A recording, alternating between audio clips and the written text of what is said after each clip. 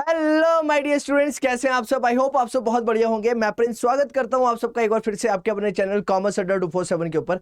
आज की ये वीडियो बहुत ज्यादा इंपॉर्टेंट रहने वाली है क्लास 11th के बच्चों के लिए, क्योंकि यहां पर मैं आप लोग के साथ डिस्कस करने वाला हूं one short solution to one of the most important topic of class 11th, और वो है हमारे पास थ्योरी ऑफ सप्लाई। राइट तो थ्योरी ऑफ सप्लाई को हम लोगों ने बहुत ज्यादा डिटेल में इस वीडियो के अंदर क्या करना है, कवर करना है। लेकिन उसे कवर करने से पहले हमें समझना पड़ेगा कि सप्लाई का बेसिक सेंस ऑफ मतलब होता क्या है। राइट अगर मैं सप्लाई की बात करता हूं बेटा, तो सप्लाई को बेसिकली बोला जाता है, हिंदी के अंदर अगर मैं बात करता हूं तो हिंदी में बोला जाता है मांग। राइट और डिमांड को बोला जाता है पूर्ति। राइट डिमांड एंड सप्लाई, ये पूरी की पूरी कहानी जो है ये चलती है डिमांड और सप्लाई के ऊपर। यानी कि इकोनॉमिक्स के अंदर जो डिटेल में चीजें पढ़ी जाती हैं वो किसके ऊपर निर्भर करती है, आपकी कहीं ना कहीं डिमांड एवं सप्लाई के ऊपर निर्धारित होती हैं। तो डिमांड से रिलेटेड वीडियो ऑलरेडी मैं अपलोड कर चुका हूं। अगर आप लोगों ने अभी तक नहीं देखी है, थ्योरी ऑफ डिमांड और प्राइस इलास्टिसिटी और डिमांड का कॉन्सेप्ट अगर आप लोगों ने अभी तक नहीं पढ़ा है तो एक बार वो पढ़ लेना। उसके बाद अगर आप सप्लाई को समझने की कोशिश करोगे तो ज्यादा बेहतर तरीके से आपको सप्लाई समझ में आएगी। लेकिन सबसे पहले हमें यह समझना है कि इस टॉपिक के अंदर हम लोगों ने क्या क्या समझना है। राइट यानी कि किसी भी टॉपिक को अगर हम लोग स्टार्ट करते हैं तो इनिशियली हमें यह पता होना चाहिए कि हम लोगों को उसके अंदर कवर क्या क्या करना है। तो अगर मैं इसके अंदर बात करूं तो हम सबसे पहले डिस्कस करेंगे इसके अंदर आपके साथ क्वांटिटी डिमांडेड। उसके बाद बात करेंगे सप्लाई शेड्यूल के बारे में कि सप्लाई शेड्यूल का मतलब क्या होता है। उसके बाद बात करेंगे सप्लाई कर्व क्या होता है। उसके बाद बात करेंगे सप्लाई फंक्शंस के बारे में। जिस तरह से हम लोगों ने जब डिमांड पढ़ी थी तो डिमांड के अंदर हम लोगों ने पढ़ा था डिमांड फंक्शंस के बारे में। किसके बारे में जाना था, डिमांड फंक्शंस के बारे में समझा था। और उसी तरह से हमने यहाँ पर डिस्कस करना है सप्लाई फंक्शंस के बारे में। और उसके बाद बात करेंगे लॉ ऑफ सप्लाई। राइट जिस तरह से हम लोगों ने लॉ ऑफ डिमांड पढ़ा था, सेम सेंस पर हम लोग बात करने वाले हैं लॉ ऑफ सप्लाई के बारे में कि लॉ ऑफ सप्लाई बेसिकली क्या कहता है। उसके बाद हमारे पास आती है exception to the law of supply. Right यानी कि जो लॉ ऑफ सप्लाई है वो बेसिकली क्या कहता है, पहले तो ये जानना है। उसके बाद बात कर रही है कि कहां पर आपका जो लॉ ऑफ सप्लाई है वो जनरली क्या हो जाएगा, फेल हो जाएगा। उसके बारे में भी डिस्कस करेंगे। और उसके बाद बात करेंगे movement along supply curve and shift in the supply curve. Right movement along the supply curve का मतलब क्या होता है और शिफ्ट का मतलब क्या होता है, ये डिटेल में समझेंगे। जिस तरह से हमने जब डिमांड के बारे में समझा था तो डिमांड के अंदर भी हम लोगों ने दो चीजों को समझा था। सबसे पहले हमने बात करी थी डिमांड कर्व की मूवमेंट के बारे में, और साथ में हम लोगों ने समझा था shift in the demand curve कि अगर डिमांड कर्व आपका शिफ्ट हो जाता है तो उस सिनेरियो के अंदर क्या होता है, या फिर डिमांड शिफ्ट का मतलब क्या है। और साथ ही साथ में हमने ये पढ़ा था कि मूवमेंट का मतलब क्या होता है। उसके बाद बात करेंगे प्राइस इलास्टिसिटी ऑफ सप्लाई की। जिस तरह से प्राइस इलास्टिसिटी हम लोगों ने समझी थी डिमांड की, सेम सेंस पर हम लोगों ने समझना है सप्लाई के पर्सपेक्टिव से। और क्या क्या फैक्टर्स है जिसकी वजह से आपकी इलास्टिसिटी ऑफ सप्लाई जो है वो इंपैक्ट होती है, या फिर इलास्टिसिटी ऑफ सप्लाई का इंपैक्ट किन किन फैक्टर्स की वजह से देखने को मिलता है। अगर आप लोग इसको रिलेट कर पा रहे होंगे तो एक चीज समझना। राइट डिमांड और सप्लाई दोनों एक दूसरे के पैरेलल चलती है। कैसे चलती है, डिमांड और सप्लाई हमेशा एक दूसरे के पैरेलल चलेगी। कहने का मतलब क्या है कि भाई जो कॉन्सेप्ट आप लोगों ने डिमांड के अंदर समझे वैसे ही कॉन्सेप्ट आप लोगों को यहां पर समझने हैं। लेकिन यहां पर समझने का ऑब्जेक्टिव जो है वो चेंज हो जाएगा और नजरिया जो है वो डिफरेंट होने वाला है। जब आप लोग डिमांड करते हो तो आप लोग अपने आप को क्या मानते हो, आप अपने आप को जनरली मानते हो आप क्या हो, एक कंज्यूमर हो। क्या मानते हो आप, अपने आप को एक कंज्यूमर मानते हो। वहीं पर अगर मैं सप्लाई की बात करता हूं तो सप्लाई के अंदर आपको अपने आप को मानना है एक प्रोड्यूसर। राइट क्या मानोगे आप लोग, एक प्रोड्यूसर मानोगे। तो आप एक सिंपल सा लॉजिक समझना। अगर मैं कंज्यूमर के पर्सपेक्टिव से बात करता हूं तो कंज्यूमर के बारे में हम लोगों ने क्या पढ़ा था कि जनरली जब किसी कमोडिटी का प्राइस जो होता है वो बढ़ता है तो कंज्यूमर उसकी जो क्वांटिटी डिमांडेड है उसे क्या कर देता है, कम कर देता है। लेकिन अगर आप एक प्रोड्यूसर हो, क्या हो आप लोग, एक प्रोड्यूसर हो। अगर आप प्रोड्यूसर के पर्सपेक्टिव से सोचो, अगर मैं प्रोड्यूसर के बारे में बात करता हूं तो प्रोड्यूसर का हमेशा से ऑब्जेक्टिव क्या रहता है, वो होता है अपने प्रॉफिट को क्या करना, मैक्सिमाइज करना। राइट प्रॉफिट मैक्सिमाइजेशन जो होता है वो एक प्रोड्यूसर का मेन रोल होता है। राइट या फिर एक प्रोड्यूसर जो है बेसिकली मैक्सिमाइजेशन ऑफ प्रॉफिट के लिए क्या करता है, काम करता है। और यहां पर क्या होगा, इसका अपोजिट देखने को मिलेगा। क्या देखने को मिलेगा कि अगर किसी कमोडिटी का प्राइस जो है वो बढ़ जाता है तो उसकी जो सप्लाई है, राइट उसकी जो सप्लाई है या फिर हम बोल सकते हैं क्वांटिटी सप्लाइड, वो क्या हो जाएगी, इंक्रीज हो जाएगी। वो ज़्यादा से ज़्यादा उस चीज़ को बेचना चाहेगा ताकि अगर प्राइस ज़्यादा हुआ है तो उसकी वजह से वो प्रॉफिट भी क्या कर सके, ज़्यादा कमा सकता है। क्यों, क्योंकि इंक्रीज इन प्राइस होने की वजह से उसकी जो प्रॉफिट अर्निंग कैपेसिटी है वो भी क्या हो जाएगी, इंक्रीज हो जाएगी। तो ये सारी चीज़ें हम लोगों ने बहुत ज़्यादा डिटेल में समझनी है आज की इस वीडियो के अंदर। और सबसे पहले हम लोग बात करते हैं कि सप्लाई का मतलब होता है क्या है, what is the basic meaning of supply. तो सप्लाई का मतलब क्या है, तो कहते हैं sir supply of a commodity refers to all the quantity of a commodity that the sellers are willing to sell at different prices at a point of time, right. तो अगर मैं आपको सिंपल सी लॉजिक से आप लोगों को समझाने की कोशिश करूं और सिंपल सी सेंस में आपको बताऊं कि बेसिकली सप्लाई का मतलब क्या है, तो हम बोलेंगे सप्लाई का मतलब होता है जनरली, राइट, सप्लाई के अंदर बात की जाती है उन क्वांटिटीज के बारे में, राइट, किसके बारे में बात की जाती है, क्वांटिटी के बारे में बात की जाती है, किसकी, एक कॉमोडिटी की, जो एक सेलर यानी कि एक बेचने वाला प्रोड्यूसर जो है वो विलिंग है, इच्छुक है बेचने के लिए डिफरेंट प्राइसेस के ऊपर। एग्जाम्पल के तौर पर अगर मैं बात करता हूं, अगर प्राइस जो है, मैंने आपको बताया कि अगर मैं प्राइस की बात करता हूं और क्वांटिटी सप्लाइड की बात करता हूं, तो अगर प्राइस मान लो 5 रुपए है तो यहां पर जो क्वांटिटी सप्लाइड है मान लो 10 यूनिट की है। अगर प्राइस 7 रुपए हो जाता है तो क्वांटिटी सप्लाइड जो है वो 12 यूनिट की हो जाती है। अगर प्राइस 8 रुपए हो जाएगा तो यहां पर कितनी हो जाती है, 18 यूनिट हो जाती है। तो जनरली क्या हुआ, आप लोगों ने एक चीज नोटिस करी कि जैसे जैसे प्राइस में इंक्रीमेंट देखने को मिला वैसे वैसे क्वांटिटी सप्लाइड जो है उसके अंदर भी क्या देखने को मिला, इंक्रीमेंट देखने को मिलता है। तो जो हमारा सप्लाई है वो बेसिकली क्या बताता है, सप्लाई जनरल सी सेंस में बताता है एक कमोडिटी के बारे में। किसके बारे में बात करता है, कमोडिटी के बारे में बात करता है, जो बेसिकली एक सप्लायर या फिर एक प्रोड्यूसर सेल करने के लिए तैयार है या इच्छुक है बेचने के लिए डिफरेंट प्राइसेस पर एक पर्टिकुलर पॉइंट ऑफ टाइम पर। अगर मैं क्वांटिटी सप्लाइड की बात करता हूं तो क्वांटिटी सप्लाइड का कॉन्सेप्ट कुछ उसी तरह से रिलेट करता है जैसे कि हम लोगों ने डिमांड का कॉन्सेप्ट पढ़ा था। तो डिमांड के अंदर हम लोगों ने एक कॉन्सेप्ट पढ़ा था किसका, क्वांटिटी डिमांडेड का। क्या कॉन्सेप्ट पढ़ा था हमने, क्वांटिटी डिमांडेड का कॉन्सेप्ट पढ़ा था। और साथ ही साथ में हम लोगों ने कहीं ना कहीं पढ़ा था क्या, डिमांड शेड्यूल। क्या पढ़ा था हम लोगों ने, डिमांड शेड्यूल के बारे में पढ़ा था और बात करी थी, या फिर हमने किसकी, डिमांड की। किसकी बात करी थी हमने, डिमांड की बात करी थी। और डिमांड और क्वांटिटी डिमांडेड के बीच में बेसिक डिफरेंस क्या होता है कि सर एक पर्टिकुलर प्राइस पर कितनी क्वांटिटी एक कंज्यूमर के द्वारा डिमांड की जा रही है, उसको क्या बोलते थे हम लोग, क्वांटिटी डिमांडेड बोलते थे। सेम सेंस पर अगर मैं बात करता हूं क्वांटिटी सप्लाइड की, इसका मतलब क्या है कि एक पर्टिकुलर प्राइस पर कितनी क्वांटिटीज एक प्रोड्यूसर जो है या फिर सेलर जो है वो बेचने के लिए रेडी है। तो क्या बोलता है, it basically refers to a specific amount offered. क्या बोलता है, it basically refers to the specific amount that is offered for sale at the specific price of the commodity. एक पर्टिकुलर प्राइस के ऊपर कितनी क्वांटिटी एक कंज्यूमर के द्वारा बेसिकली सेल की जा रही है उसको बोला जाता है क्वांटिटी सप्लाइड। क्लियर है। अगर मैं सप्लाई शेड्यूल की बात कर दूं तो क्या होगा, तो सर ये अलग अलग, जब अगर मैं बात करूं अलग अलग प्राइसेस पर, राइट, ये अलग अलग प्राइसेस पर जितनी क्वांटिटी सप्लाई की जा रही है, इसको अगर मैं क्या करता हूं, एक कॉमन फॉर्म पर अलग अलग को अगर मैं पूरा का पूरा नोट डाउन कर दूंगा तो ये हमारा क्या बन जाएगा, सप्लाई शेड्यूल बन जाएगा। तो राइट, अगर मैं बात करता हूं सप्लाई शेड्यूल की, तो सप्लाई शेड्यूल के अंदर बात होगी, ये एक टेबल है जो बेसिकली बताएगा सारी की सारी क्वांटिटी जो एक कमोडिटी की जो एक सेलर बेसिकली विलिंग है सेल करने के लिए डिफरेंट प्राइसेस के ऊपर एक पर्टिकुलर पॉइंट ऑफ टाइम के ऊपर।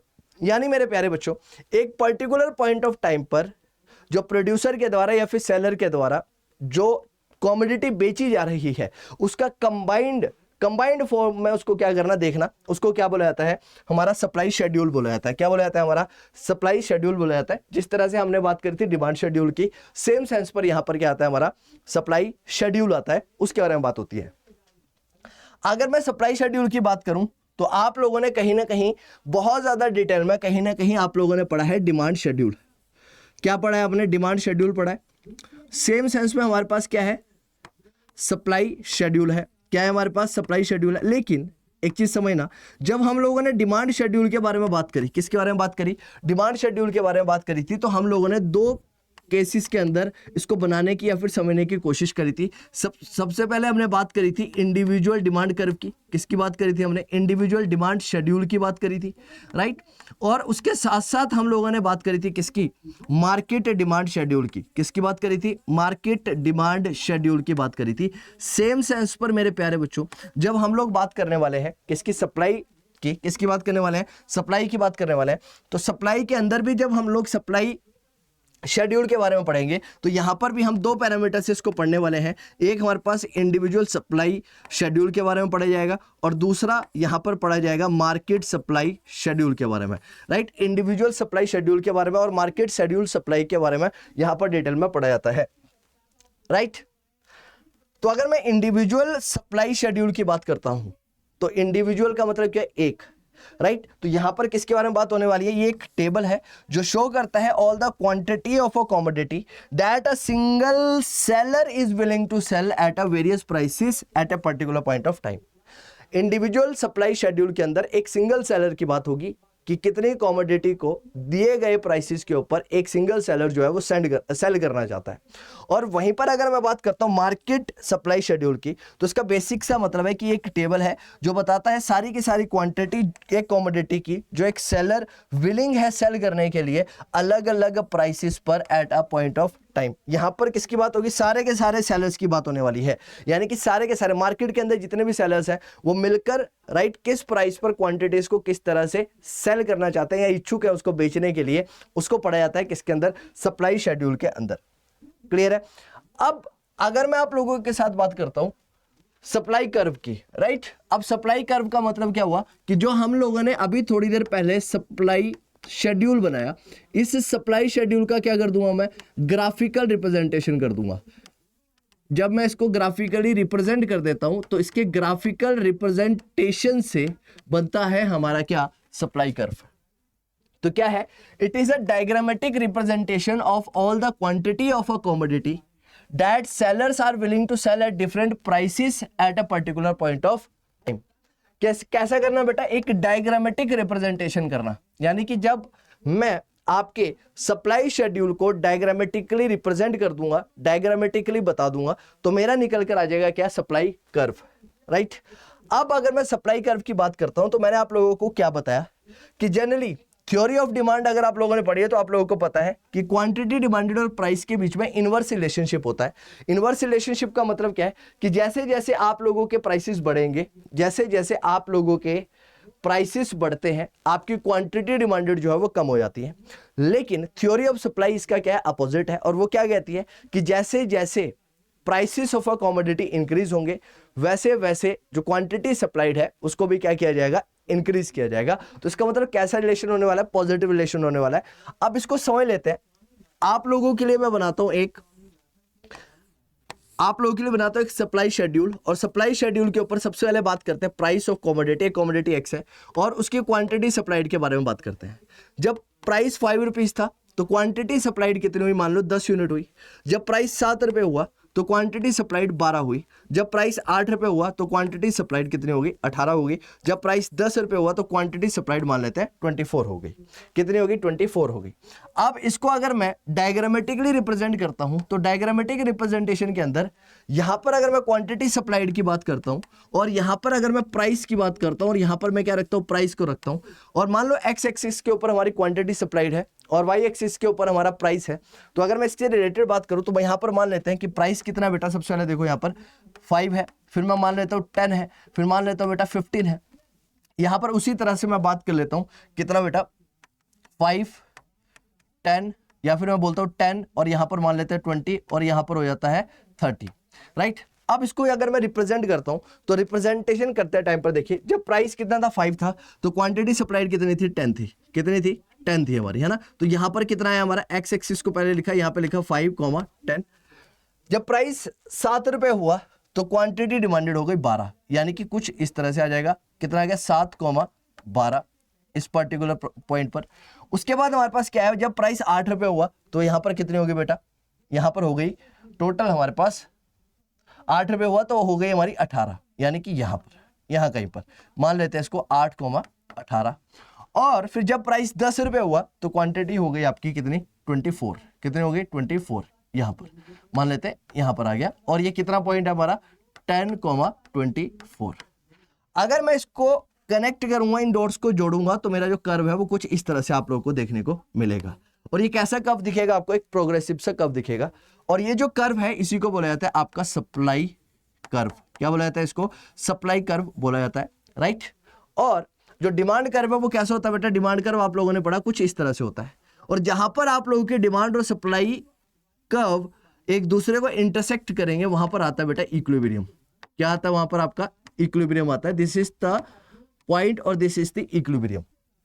क्लियर है। अब यहां पर अगर मैं देख पा रहा हूं तो आप लोग देख पा रहे हैं कि सप्लाई जो कर्व है आपका वो कैसा है, कुछ इस तरह से है, ये आपका क्या दिखाता है, सप्लाई कर्व दिखाता है।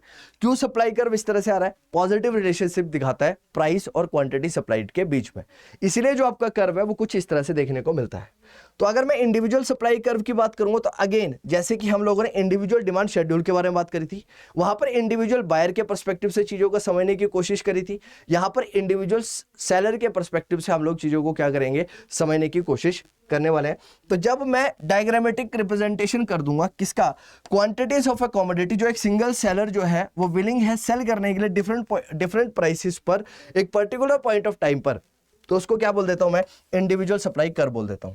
क्या बोल देता हूं, इंडिविजुअल सप्लाई कर्व बोल देता हूं। और वहीं पर अगर मैं बात करता हूं किसकी, मार्केट सप्लाई कर्व की, तो जब सारे के सारे, यहां पर किसकी बात होगी, सारे के सारे सेलर्स जो विलिंग है सेल करने के लिए डिफरेंट प्राइसेस पर, राइट, एक पर्टिकुलर पॉइंट ऑफ टाइम पर, तो यहां पर बात हो जाएगी किसकी, सारे के सारे सेलर्स की। बस फर्क है कितना है, इंडिविजुअल कर्व के अंदर या फिर इंडिविजुअल सप्लाई कर्व के ऊपर जब बात होगी तो वहां पर इंडिविजुअल सेलर की होगी, और जब बात होगी किसकी, हमारी मार्केट सप्लाई कर्व की बात होगी तो वहां पर सारे के सारे कंज्यूमर्स को क्या कर दिया जाएगा, सारे के सारे सेलर्स को क्या कर दिया जाएगा, जोड़ दिया जाएगा। जैसे कि हम लोगों ने वहां पर पढ़ा था, ये मानते हो कि मान लेते हैं डिमांड के अंदर जैसे हमने पढ़ा था कि हमारे पास पूरी की पूरी मार्केट के अंदर दो सेलर है, हमारे पास दो कंज्यूमर है, सेम सेंस पर यहां पर मान लेते हैं कि हमारे पास क्या है, दो सेलर है। और जब दो सेलर है तो दो सेलर्स को कंबाइन करके हमारी क्या बन जाएगी, यहां पर मार्केट निकल कर आ जाएगी, या फिर हमारी मार्केट जो है वो यहां पर बन जाएगी, राइट।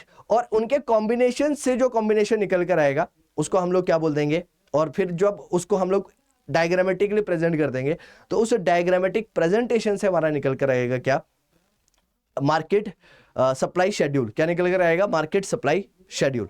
अब अगला जो पॉइंट है वो इंपॉर्टेंट है, वो क्या है, डिटर्मिनेंट्स अफेक्टिंग सप्लाई कर्व। क्या क्या चीजें हैं जो आपकी सप्लाई कर्व को क्या करती है, इंपैक्ट करती हैं। तो सबसे पहला इंपॉर्टेंट पॉइंट आता है on price of a commodity. अब डिटर्मिनेंट्स की बात करूं तो इसका मतलब क्या है कि क्या क्या चीजें आपके सप्लाई कर्व को क्या करने वाली है, इंपैक्ट करने वाली है, यानी कि जिसकी वजह से आपका सप्लाई कर्व जो है वो शिफ्ट होगा या फिर उसके अंदर मूवमेंट देखने को मिलेगी, उसके बारे में बात करता है। तो सबसे पहले बात कर रहा है on price of a commodity, right. किसकी बात हो रही है, on prices of the commodity. अगर किसी एक कमोडिटी का प्राइसेस बढ़ जाए तो सप्लाई ज्यादा होगी, अगर प्राइसेस जो है वो कम हो जाए तो सप्लाई कम हो जाएगी। तो सबसे पहली बात तो ये है। तो क्या कहता है, price of a commodity and its quantity supplied holds direct relationship, इसलिए इसका कैसा रिलेशनशिप है, पॉजिटिव रिलेशन है। तो हम ये बोल सकते हैं कि price of the commodity is a directly related to the quantity of the commodity. Price जो है वो किसके साथ रिलेटेड है, क्वांटिटी के साथ रिलेटेड है। और कैसा रिलेशन है, डायरेक्ट रिलेशन है, यानी कि प्राइस बढ़ा तो क्वांटिटी सप्लाइड भी बढ़ेगी, अगर प्राइस कम हुआ तो क्वांटिटी सप्लाइड भी कम हो जाएगी। कैसा रिलेशन है, डायरेक्ट है। क्या कहता है, कहता है अदर थिंग्स रिमेनिंग कांस्टेंट या फिर other things remain constant with rise in the price quantity supplied extended and with fall in the price quantity supplied contracts. कहने का मतलब अगर मेरे प्यारे बच्चों किसी कमोडिटी का प्राइस बढ़ता है तो उसकी क्वांटिटी सप्लाइड जो है वो भी क्या हो जाएगी, इंक्रीज हो जाएगी। अगर किसी कमोडिटी का प्राइस कम होता है तो उसकी जो क्वांटिटी सप्लाइड है वो भी क्या हो जाएगी, कम हो जाएगी। क्या हो जाएगी, आपको क्या देखने को मिलेगी, कम देखने को मिलेगी। क्लियर है। और यहीं से निकल कर आता है आपका कॉन्सेप्ट। क्या कॉन्सेप्ट निकल कर आता है, मूवमेंट का। क्या कॉन्सेप्ट निकल कर आता है, मूवमेंट ऑफ सप्लाई कर्व। इसी को बोला जाता है क्या, movement of supply curve, right. Supply curve के अंदर जो मूवमेंट देखने को मिलेगा उसको क्या बोला जाता है, वो किसकी वजह से आता है, because of the on price of the commodity. Commodity के अपने प्राइसेस की वजह से देखने को मिलता है आपको मूवमेंट। एग्जांपल के तौर पर यहां देख लेते हैं। अब आप लोगों को बताएं कि आपका सप्लाई कर्व जो होता है वो कैसा होता है, पॉजिटिव होता है। ये आपका सप्लाई कर्व है, यहां पर मैंने एस लिख दिया और मैंने यहां पर क्या लिख दिया, एस लिख दिया। क्लियर है। अब मान लो यहां पर आपकी जो प्राइस था वो ये था और आपकी जो क्वांटिटी सप्लाइड थी वो कितनी थी, ओ क्यू थी।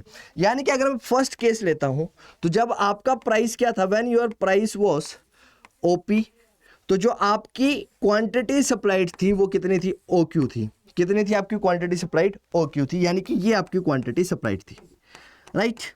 लेकिन अब प्राइसेस में इंक्रीमेंट हुआ और प्राइसेस इंक्रीज होकर क्या हो गए, सेकंड केस के अंदर जो आपका प्राइस है वो हो जाता है प्राइस आपका चला जाता है कहां पर, OP1 पर। कहां पर चला जाता है आपका प्राइस, OP1 हो जाता है।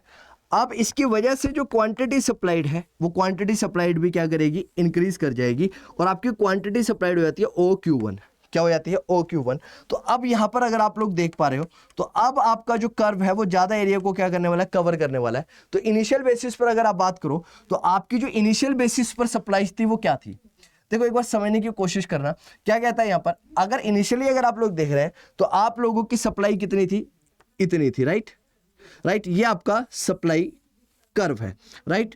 अब दूसरा पॉइंट देखो, अब शिफ्ट होकर कहां चलेगी बेटा, यहां पर शिफ्ट हो गई, और कैसा हुआ ये यहां से शिफ्ट होकर कहां चलेगी, A1 पर चलेगी, यानी A से शिफ्ट होकर कहां चली जाती है, A1 की तरफ मूव कर जाती है। सॉरी, इसको बोला जाता है मूवमेंट। क्या बोला जाता है इसे, मूवमेंट बोला जाता है। देखो A से कहां चलेगी, A1 की तरफ, तो मूवमेंट हुआ कैसे, आउटसाइड, यानी कि राइटवर्ड मूवमेंट हुआ। लेकिन अगर इसका अपोजिट हो जाए, प्राइसेस कम हो जाए, तो अगर प्राइसेस कम हो जाते हैं तो अब ये जो आपका पॉइंट है ये शिफ्ट होकर कहां आ जाएगा, ये मान लो यहां आ गया, और ये पॉइंट है आपका A0। क्या है ये आपका पॉइंट, A0। अब ये कहां पर हुआ मूव, ये मूव हो गया लेफ्टवर्ड, तो इसे बोला जाता है लेफ्टवर्ड मूवमेंट। कहां बोला जाता है, लेफ्टवर्ड मूवमेंट जो है इसे बोला जाता है। क्लियर है इतनी बात। सेकंड, अगर मैं बात करता हूं price of the related goods.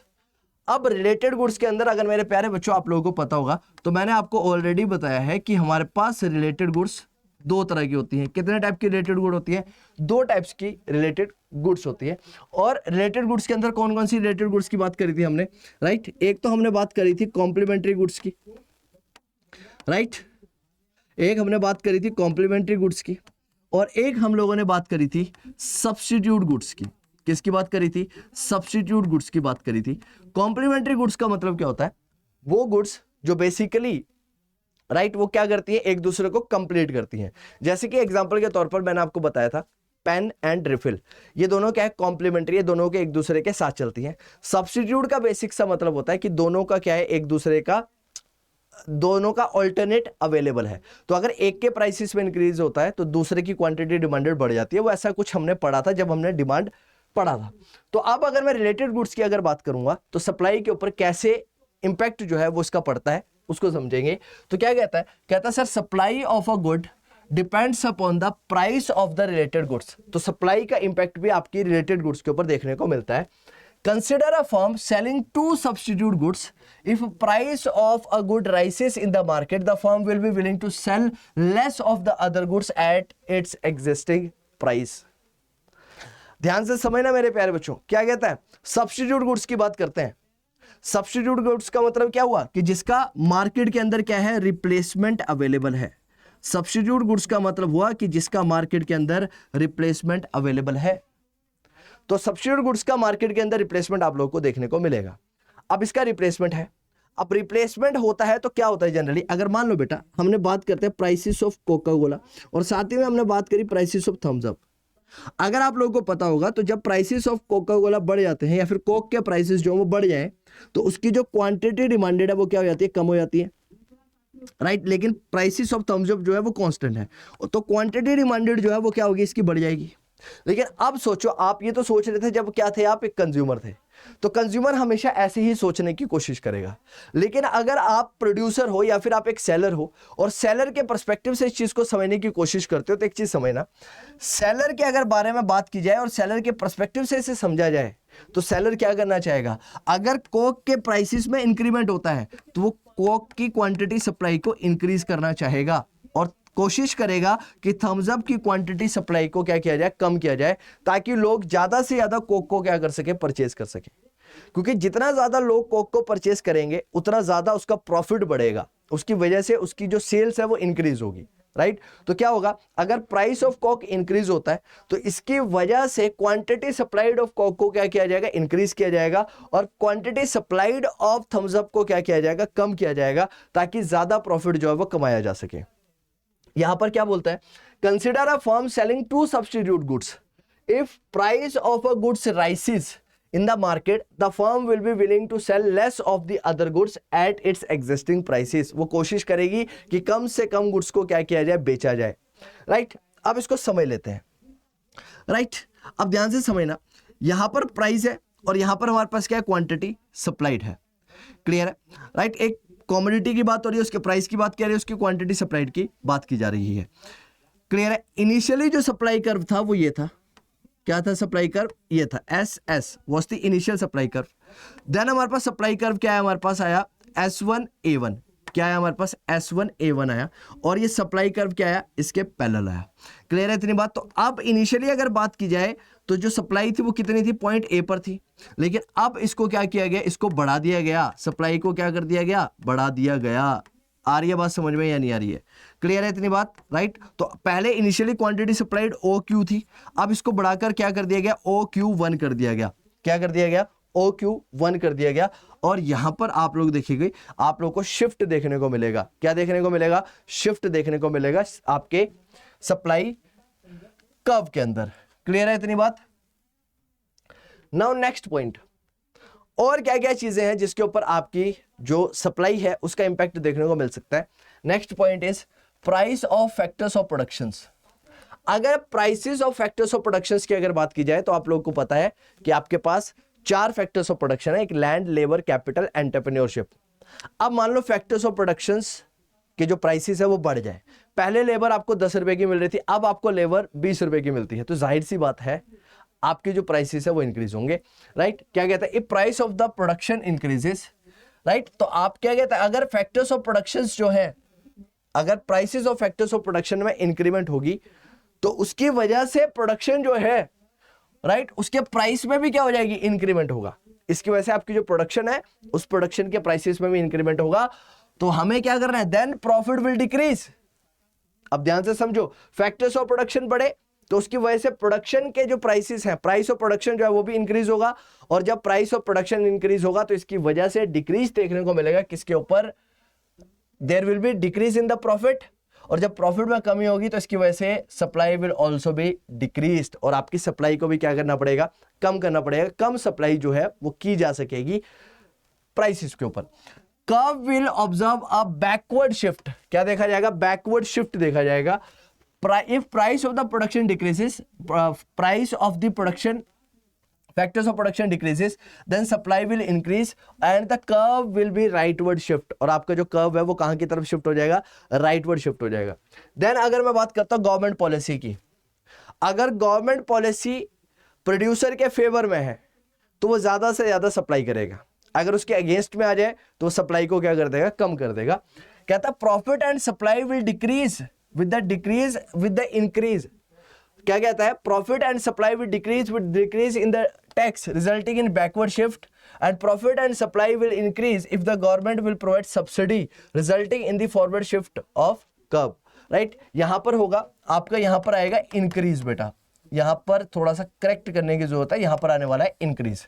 तो क्या बोलता है? गवर्नमेंट की पॉलिसी अगर लीनियंट आई तो उसकी वजह से सप्लाई बढ़ेगी, प्रॉफिट भी बढ़ेगा, प्रॉफिट बढ़ेगा तो सप्लाई भी बढ़ेगी। लेकिन अगर जो गवर्नमेंट की पॉलिसी है वो थोड़ी सी टैक्स को बढ़ाने के ऊपर आई, या फिर इस तरह की पॉलिसी आई जिसकी वजह से टैक्स में इंक्रीमेंट किया गया, तो जाहिर सी बात है जो आपकी प्रॉफिट है वो भी कम हो जाएगा, और प्रॉफिट कम होगा तो साथ ही साथ में सप्लाई में भी आपको डिक्रीमेंट देखने को मिलेगा, सप्लाई भी कम हो जाएगी।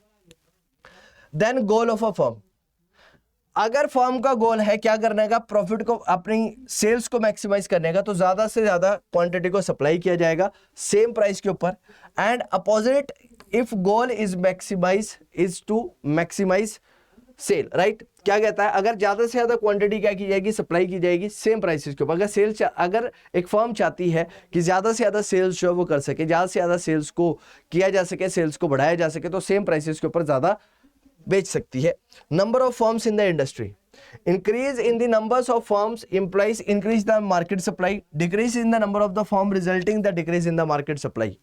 आप खुद सोचो, अगर एक प्रोडक्ट के मार्केट के अंदर बहुत सारे कॉम्पिटिटर्स हैं, एक प्रोडक्ट के मार्केट के अंदर बहुत सारे कॉम्पिटिटर्स हैं, तो जाहिर सी बात है जो सप्लाई है वो सप्लाई भी क्या हो जाएगी? इंक्रीज हो जाएगी। क्योंकि पहले 2% अगर मान लो किसी प्रोडक्ट को मार्केट में दे पा रहे थे, अब 10% अगर दे पा रहे हैं, तो भाई जाहिर सी बात है अब ज्यादा सप्लाई जो है प्रोडक्ट की मार्केट के अंदर देखने को मिलने वाली है।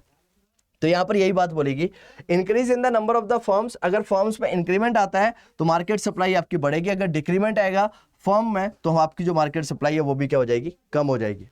Stage of technology, improvement in the technology of production reduces cost of production, consequently more of the commodity is supplied at its existing price.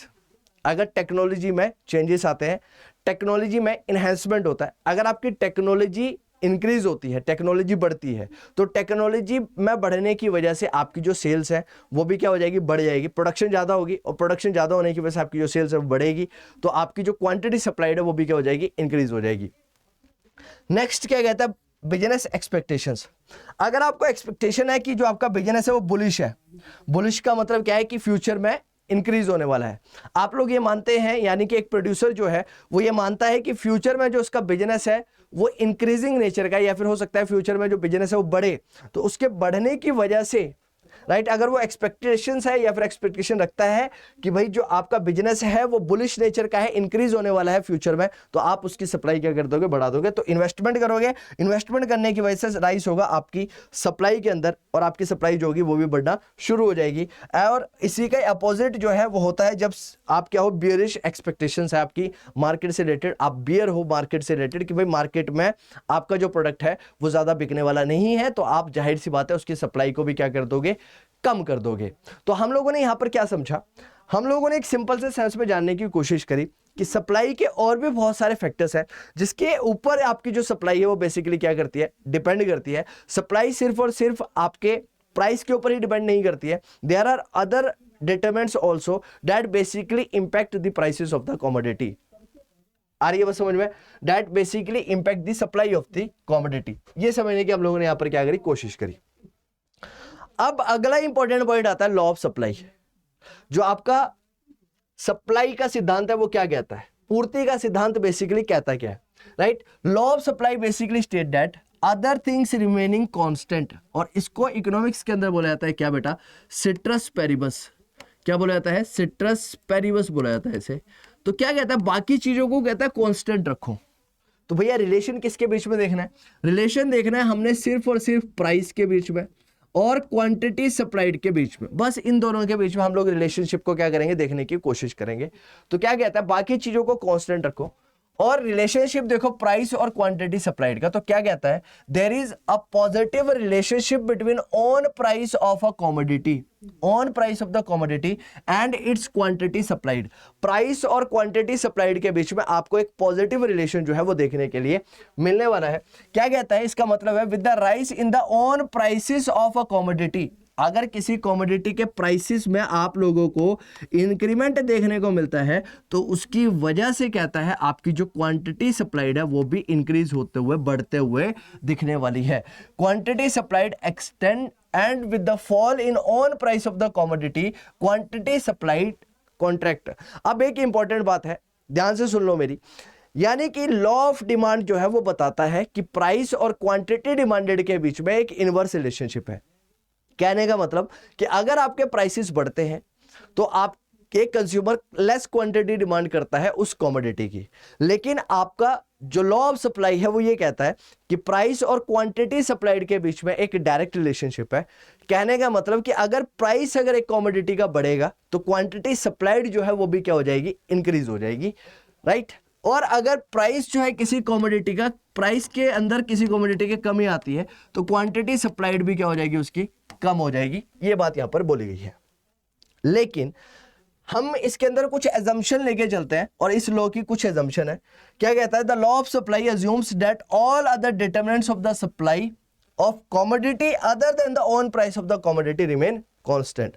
सबसे पहली इंपॉर्टेंट बात जो आप लोगों को माननी है, जब आप लोग लॉ ऑफ सप्लाई जो है वो पढ़ने वाले हो तो आप लोग ये मानोगे क्या कि बाकी सारे फैक्टर्स या फिर बाकी सारे डिटरमिनेंट्स ऑफ सप्लाई जो है वो क्या रहने वाले हैं, कांस्टेंट रहने वाले हैं, उनके अंदर चेंज नहीं आने वाला है। यानी कि यहां पर हम सिर्फ और सिर्फ बात करने वाले हैं दो फैक्टर्स की, एक प्राइस की और दूसरा बात करेंगे क्वांटिटी सप्लाइड की। और जब क्वांटिटी सप्लाइड और प्राइस के बीच में रिलेशनशिप देखा जाएगा तो हमें एक चीज समझ आएगी कि प्राइस और क्वांटिटी सप्लाइड के बीच में एक पॉजिटिव रिलेशनशिप है। यानी कि जैसे जैसे प्राइस एक कमोडिटी का बढ़ेगा तो क्वांटिटी सप्लाइड भी उसके साथ में क्या करेगी, इंक्रीज करेगी। Second, the number of firms remain fix, यानी कि एंट्री एग्जिट नहीं है फर्म्स की, राइट। जो फर्म्स है वो क्या रहने वाली है, फिक्स रहने वाली है। फर्म्स ना तो बढ़ने वाली है ना तो कम होने वाली है, क्योंकि अगर फर्म्स बढ़ जाएंगी या फिर कम हो जाएंगी तो उसकी वजह से भी आपकी क्वांटिटी सप्लाइड के ऊपर इंपैक्ट देखने को मिलेगा। The government policies do not change, government की पॉलिसी भी क्या स्टेगनेंट है, यानी कि अदर थिंग्स रिमेनिंग कांस्टेंट का मतलब क्या, पहली बात कि जो नंबर ऑफ फर्म्स है वो क्या कांस्टेंट होगी। गवर्नमेंट की पॉलिसीज जो है उसके अंदर भी चेंजेस नहीं आने वाले हैं, कोई भी चेंज नहीं होने वाला है टेक्निक्स ऑफ प्रोडक्शन के अंदर, क्योंकि अगर टेक्निक्स ऑफ प्रोडक्शन के अंदर चेंजेस आएगा तो आपकी जो टेक्निक है या तो अच्छी होगी या तो खराब होगी। अगर टेक्निक अच्छी हो जाती है तो सप्लाई बढ़ेगी, अगर टेक्निक खराब है तो आपकी सप्लाई कम हो जाएगी। Then there is no change in the price of the factors of production, factors of production जो है वो भी क्या है, कांस्टेंट है। There is no change in the business expectations, future से रिलेटेड जो एक्सपेक्टेशंस है बिजनेस की उसके अंदर भी कोई चेंज नहीं है, वो भी कांस्टेंट है। There is no change in the goal of the firm, there is no change in the price of the related goods, यानी कि बाकी सारी चीजें कांस्टेंट रहेगी। ना तो फर्म के गोल के अंदर कोई चेंज आएगा, ना तो फर्म एक्सपेंड के बारे में, एक्सपेंशन के बारे में सोचेगी, ना तो right there will be no change in the price of the related good, यानी कि सब्स्टिट्यूट गुड्स के अंदर भी कोई चेंज देखने को नहीं मिलेगा। जैसी सिचुएशन है वैसी ही सिचुएशन मानेंगे, किसी भी तरह की इस तरह के चेंजेस नहीं देखने को मिलेंगे। अगर ये चीजें चेंज हो जाती है यानी कि अदर फैक्टर्स के अंदर चेंजेस आते हैं तो आपका हो सकता है जो लॉ ऑफ सप्लाई है वो फेल हो सकता है। तो लॉ ऑफ सप्लाई को पढ़ने के लिए आप लोगों को कुछ एजम्पशन माननी पड़ेगी, बाकी चीजों को कांस्टेंट रखना पड़ेगा। आप डायरेक्टली रिलेशनशिप देखने वाले हैं प्राइस और क्वांटिटी सप्लाइड के बीच में, कि प्राइस और क्वांटिटी सप्लाइड के बीच में किस तरह का रिलेशनशिप जनरली एग्जिस्ट करता है। देन हमारे पास क्या है, exception to the law of supply, यानी कि आपका लॉ ऑफ सप्लाई कहां पर फेल हो जाएगा। जनरली लॉ ऑफ सप्लाई कहता है कि प्राइस और क्वांटिटी सप्लाइड के बीच में कैसा रिलेशन है, पॉजिटिव रिलेशन है, लेकिन ये रिलेशनशिप फेल हो जाएगा इस सिनेरियो के अंदर। पहला, the positive relationship between on price and quantity supplied of a commodity may not always hold good और may not firmly hold good in certain situation as under.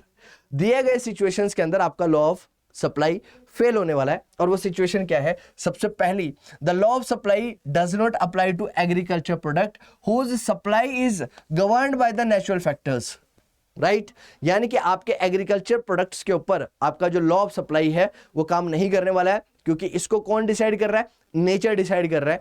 तो यहां पर नेचर के हाथ में कंट्रोल है, यहां पर प्रोड्यूसर के हाथ में कंट्रोल नहीं है। यहां पर नेचर डिसाइड करेगा, ज्यादा प्रोडक्शन होगी यानी कि ज्यादा अच्छी फसल होगी तो ज्यादा सप्लाई होगी, अगर बेकार फसल हो जाती है ड्यू टू सम रीजंस तो उसकी वजह से जो आपकी सप्लाई है वो क्या हो जाएगी, कम हो जाएगी। Second, supply of goods having social distinction will remain limited even if the price tend to rise। Social distinction की चीजें हैं जो आपको बाकियों से क्या करती है, अलग करती है। जैसे कि किसी के पास आईफोन है और किसी के पास बेसिक सा एंड्रॉयड फोन है, तो आपकी जो सप्लाई है वो हमेशा आईफोन की क्या रहने वाली है, कांस्टेंट रहने वाली है। उसके अंदर भी चेंजेस आप लोगों को देखने के लिए नहीं मिलने वाले हैं, उसकी सप्लाई नहीं बढ़ाई जाएगी, क्योंकि अगर उसके अंदर सप्लाई बढ़ा दी जाएगी तो डेफिनेटली क्या होगा, ज्यादा से ज्यादा उसका जो प्राइसेस है उसमें चेंजेस देखने को मिलेंगे और उसकी वजह से ज्यादा लोग उसको लेना चाहेंगे। लेकिन इसको भी क्या किया जाता है, सीमित रखा जाता है ताकि ज्यादा से ज्यादा लोग उसको परचेज ना कर सके। Next point, at a given point of time seller may be willing to sell more of the perishable commodity even at lower prices. Perishable goods का मतलब हुआ कि वैसी गुड्स जो जनरली क्या हो जाती है, स्मॉल ड्यूरेशन के अंदर क्या हो जाएगी, खराब हो जाएगी, यानी कि जिसके अंदर चांसेस है कि वो इमीडिएटली क्या हो सकती है, खराब हो सकती है अगर उसको कंज्यूम नहीं किया गया। जैसे कि आपके फ्रूट्स एंड वेजिटेबल्स है, तो फ्रूट्स एंड वेजिटेबल आपकी पेरिशेबल गुड्स है, तो पेरिशेबल गुड्स के केस में जो आपका लॉ ऑफ सप्लाई है वो फेल हो जाएगा। ऐसा क्यों है, क्योंकि जब अगर मान लो कोई पेरिशेबल गुड्स है अगर वो सोल्ड नहीं होती है तो कंज्यूमर को, प्रोड्यूसर को क्या करना पड़ेगा, उसके सेलर को उसके प्राइसेस को हमेशा क्या करना पड़ेगा, कम करना पड़ेगा, कम प्राइसेस पर उसको बेचने की कोशिश करेगा। तो यही बोला गया, अगर सेलर जो है वो विलिंग है, इच्छुक हो जाएगा बेचने के लिए पेरिशेबल गुड्स को कम प्राइसेस के ऊपर भी। सेल ऑफ ओल्ड स्टॉक, पुराने स्टॉक को निकालना है तो उसके लिए भी वो क्या करने वाला है, लॉ ऑफ सप्लाई फेल हो जाएगा।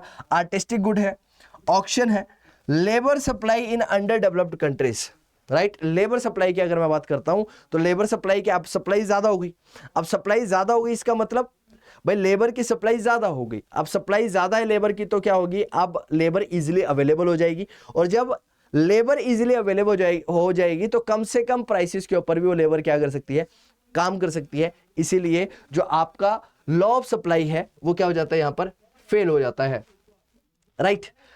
आगे बात करते हैं movement along supply curve and shift in the supply curve. देखो अब ये जो हमारी क्या थी, ये हमारी सप्लाई कर्व था, राइट, ये हमारी सप्लाई लाइन है या फिर ये हमारा सप्लाई कर्व है, सिंपल सी सेंस में समझो।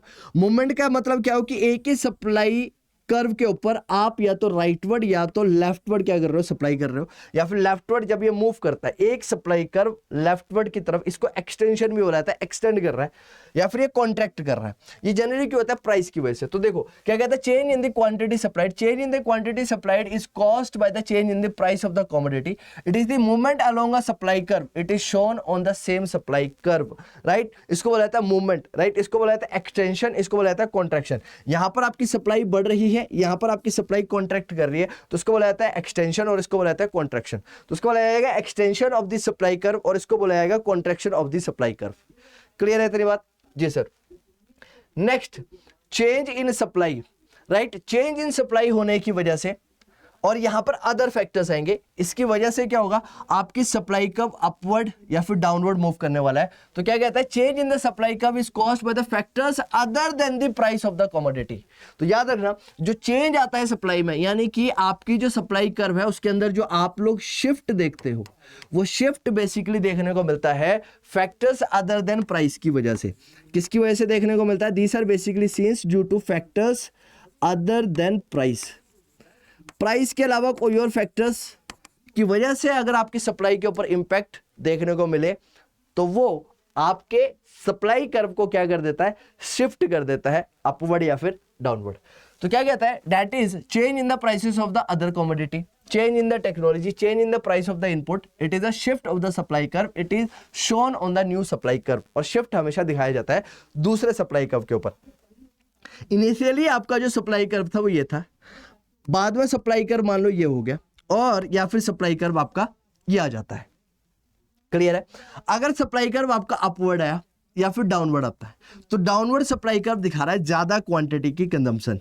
इनिशियली आपकी क्वांटिटी यहां थी, राइट, क्या थी आपकी इनिशियली, OQ थी। उसके बाद आपका जब शिफ्ट हुआ, शिफ्ट होने के बाद अगर ये डाउनवर्ड की बात करता तो देखो आप जो क्वांटिटी है वो कितनी हो गई, OQ1 हो गई, राइट। और अगर मैं इसकी बात करता हूं तो हमारी क्या हो जाती है, OQ2 हो जाती है, यानी कि हमारी सप्लाई यहां पर क्या हो रही है, कम हो रही है। तो ये किसकी वजह से आएगा, तो याद रखना, अगर मैं बात करता हूं शिफ्ट की, तो शिफ्ट का कॉन्सेप्ट आता है because of the, right, because of the other factors other then the price of the commodity. Price of the commodity के अलावा जो बाकी फैक्टर्स हैं उसकी वजह से आपका जो सप्लाई कर्व है उसके अंदर शिफ्ट देखने को मिलता है। और जब प्राइस की वजह से चेंज आता है तो उसको बोला जाता है मूवमेंट। क्या बोला जाता है, मूवमेंट बोला जाता है। Now next point is price elasticity of supply, right. हम लोगों ने डिमांड इलास्टिसिटी समझी थी या फिर इलास्टिसिटी ऑफ डिमांड समझी थी, उसी सेंस में हम लोग बात करने वाले हैं इलास्टिसिटी ऑफ सप्लाई की। यहां पर बात करेंगे डिग्री ऑफ एक्सटेंशन की। देखो, जो हमारा लॉ ऑफ सप्लाई है या फिर लॉ ऑफ डिमांड है, वो सिंपल सी सेंस में हमें ये तो बता देता है कि भाई प्राइस और क्वांटिटी डिमांडेड या फिर प्राइस और क्वांटिटी सप्लाइड के बीच में रिलेशनशिप कैसा है, पॉजिटिव है, नेगेटिव है। लेकिन हमें ये नहीं बताता है कि भाई इसकी वजह से एक कंज्यूमर या फिर एक प्रोड्यूसर कितनी यूनिट छोड़ने को या फिर एक कितनी यूनिट सप्लाई करने को तैयार है।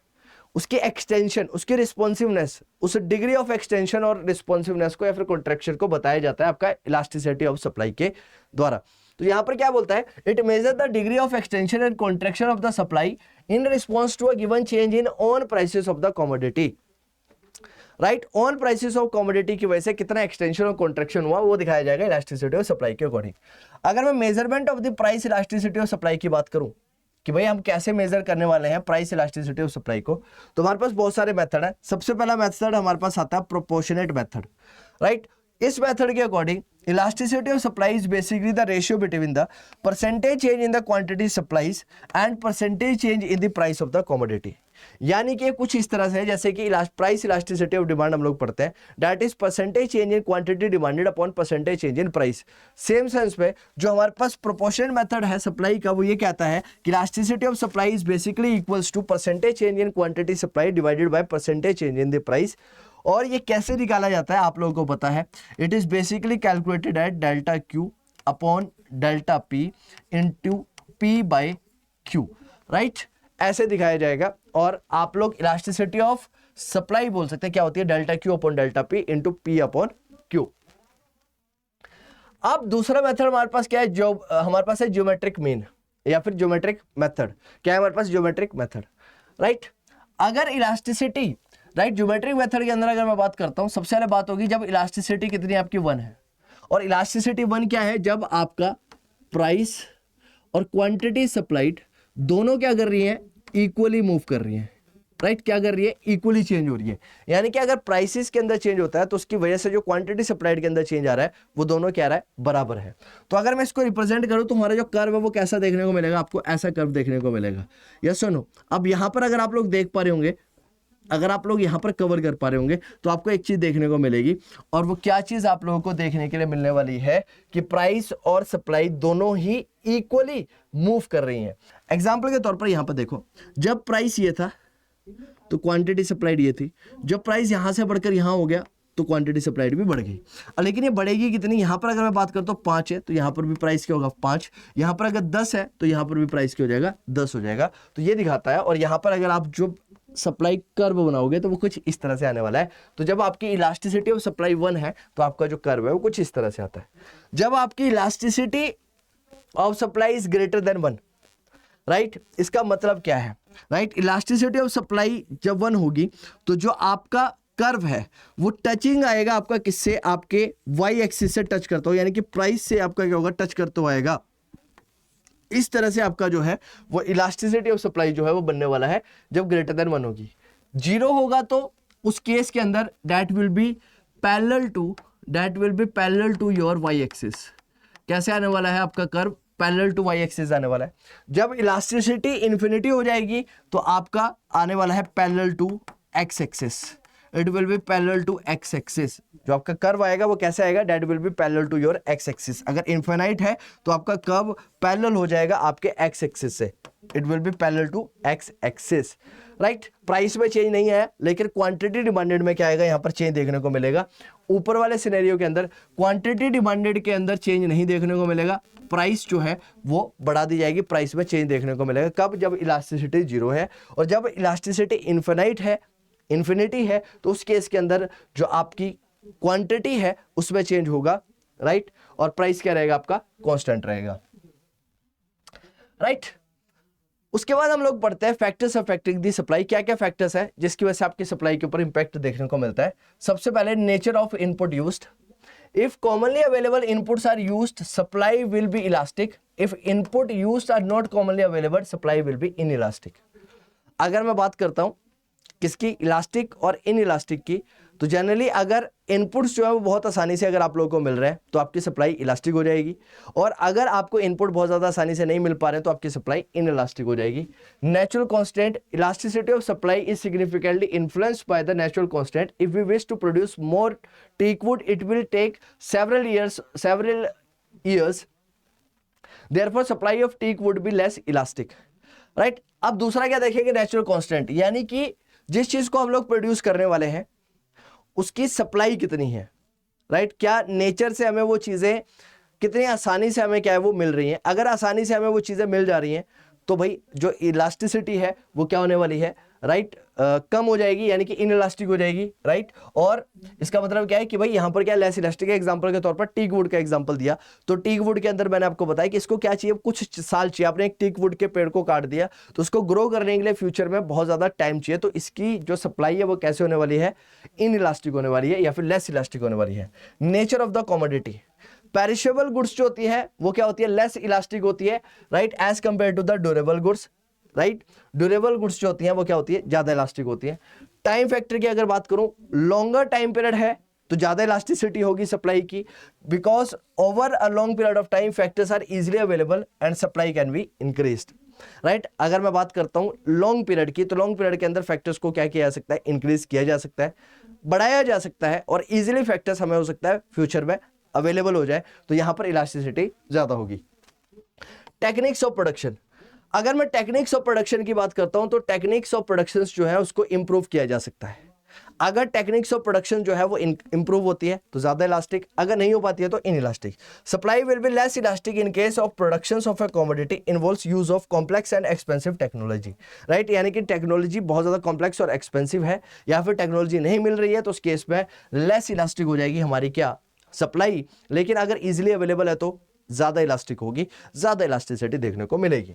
देन रिस्क टेकिंग, अगर एक एंटरप्रेन्योर जो है वो विलिंग है क्या करने के लिए, रिस्क लेने के लिए, तो ज़्यादा आउटपुट देखने को मिलेगा और इसकी वजह से सप्लाई जो होगी वो ज़्यादा इलास्टिक होगी। लेकिन अगर वो रिस्क नहीं लेना चाहता है तो ज़्यादा आउटपुट नहीं देखने को मिलेगा और सप्लाई जो है वो कम हो जाएगी। देन बात करते हैं कॉस्ट ऑफ प्रोडक्शन। सप्लाई जो होगी वो लेस इलास्टिक होगी in case of production causes a substantial increase in the cost of production, right. The elasticity will be less, यानी कि लेस इलास्टिक होगी, इन इलास्टिक होगी या फिर इन इलास्टिसिटी देखने को मिलेगी कॉस्ट ऑफ प्रोडक्शन के ऊपर। कब? जब आपके इंक्रीज हो जाएगा कॉस्ट ऑफ प्रोडक्शन के ऊपर, यानी कि अगर आपका कॉस्ट ऑफ प्रोडक्शन बढ़ जाती है तो कॉस्ट ऑफ प्रोडक्शन के इंक्रीज होने की वजह से आपकी जो सप्लाई है वो भी इन इलास्टिक हो जाएगी। अगर कॉस्ट ऑफ प्रोडक्शन कम हो जाएगी तो सप्लाई इलास्टिक हो जाएगी। क्लियर है इतनी बात या नहीं है? जी सर, इतनी बातें हमें क्लियर है और इतनी बातें हमें समझ में आ गई। तो यही पॉइंट थे जो हम लोगों को यहां पर समझने थे बहुत ज्यादा डिटेल के अंदर, राइट। एंड आई होप आप लोगों को बहुत अच्छी तरह से, राइट, सप्लाई का कॉन्सेप्ट अच्छी तरह से समझ में आया होगा। थ्योरी ऑफ सप्लाई आप लोगों को बहुत अच्छी तरह से समझ में आई होगी। और अगर आपको थ्योरी ऑफ सप्लाई बहुत अच्छी तरह से समझ में आई है और आप चैनल पे पहली बार जुड़े हैं तो चैनल को सब्सक्राइब करना मत भूलिएगा और इसी तरह की वीडियो के लिए जुड़े रहिएगा कॉमर्स अड्डा के साथ। मिलते हैं आप सब लोगों से एक नई वीडियो के अंदर एक नए कॉन्सेप्ट के साथ। टिल देन, जय हिंद।